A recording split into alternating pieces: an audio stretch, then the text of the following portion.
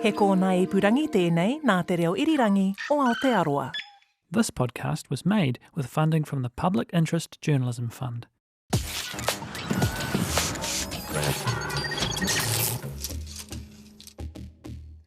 Kia ora, welcome to In Case You Missed It. Ko tāne tōku ingoa, time to tahuna te ahi with a look at what's been happening here in Aotearoa and overseas. Now firstly, we got to send a quick shout out to Fiji for beating Aussie 22-15 at the Rugby World Cup earlier this week. The first win for Fiji against the Kangaroos since 1954. Tino rawe. Now in the US, police used a stun gun on an Alabama high school band director after he refused to tell his band to stop playing at a football game. Yes, that's right, police ordered the band to stop playing while they cleared the stadium. But when the band director ignored their orders, they stun-gunned him in front of his students. Oh, where? Back here in Aotearoa, many people in Canterbury were sent running for doorways this week when a large and long earthquake hit north of Geraldine on Wednesday morning.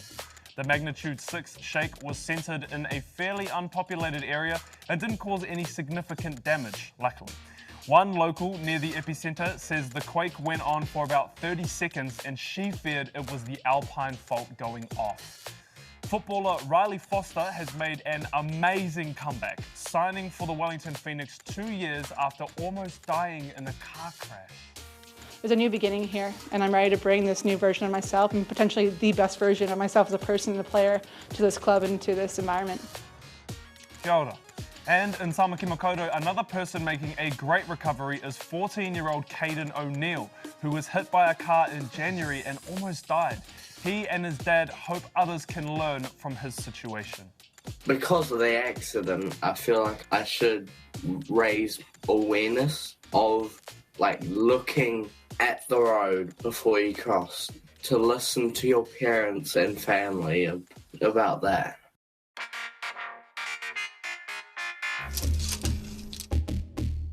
Artificial intelligence is evolving so quickly. AI-generated fake videos are becoming more common and even more convincing. Check this out.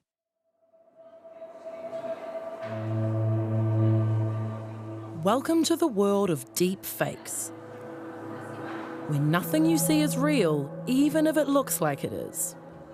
But what is a deep fake?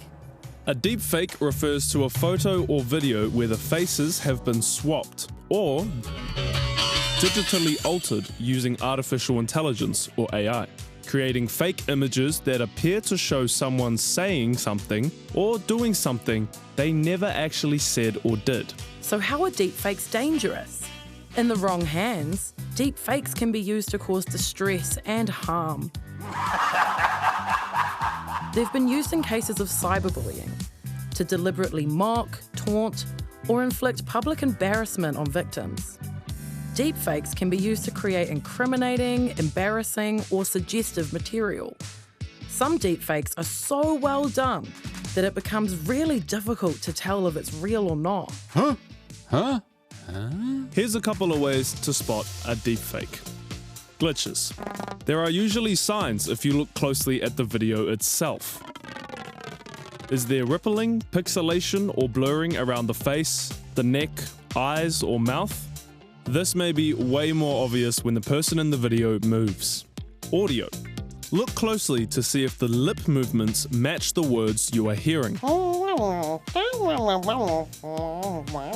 the people in deepfakes have mouth movements that don't quite look normal. Most importantly, be aware. Not everything you see or hear online is real. If you suspect it's fake, then chances are it probably is. And lastly, a bit of a stink one. A Kiwi couple have finally succeeded in getting a refund for the extra money they paid for premium economy seats on a Singapore Airlines flight after they were seated next to a rather gassy bulldog. The bulldog, who will remain nameless, was a nervous flyer, and this had a direct effect on his guts, with the poor little guy releasing his own fragrance into the atmosphere. Unfortunately, the stink from this sustained bout of bottom burps overwhelmed the Kiwi couple, who kicked up their own stink, with the airline issuing a refund in the end. Well, that's us for this week. Enjoy your weekend. Hei kōna. This podcast was made with funding from the Public Interest Journalism Fund.